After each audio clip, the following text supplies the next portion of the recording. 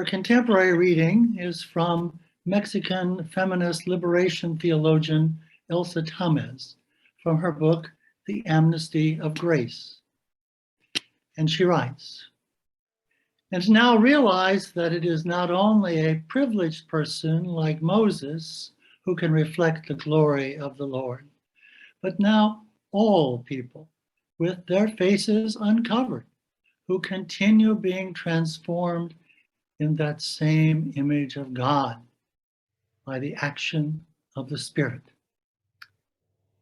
To enter the new covenant of the service of justice is to pass from enslavement to freedom, and from the privilege of some to the privilege of all, as beings transformed into a more perfect image of God in Christ.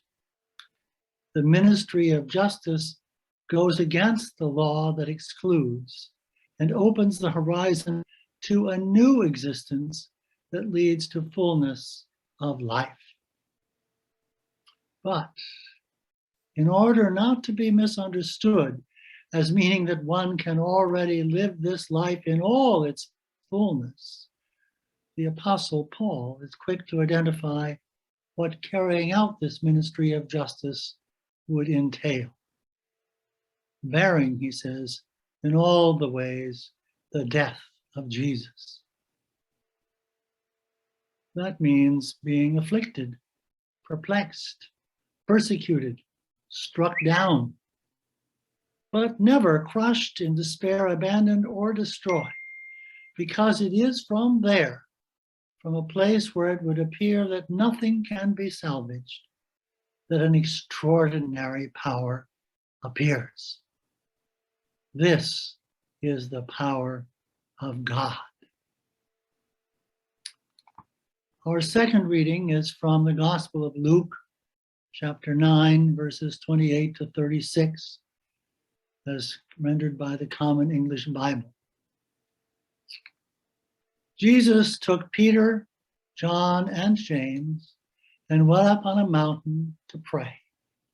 As he was praying, the appearance of his face changed, and his clothes flashed dazzling like lightning. Two men, Moses and Elijah, were talking with him. They were clothed with heavenly splendor and spoke about Jesus' departure, which he was about to accomplish in Jerusalem. Peter and those with him were almost overcome by sleep, but they managed to stay awake, and they saw Jesus' glory as well as the two men with him. As the two men were about to leave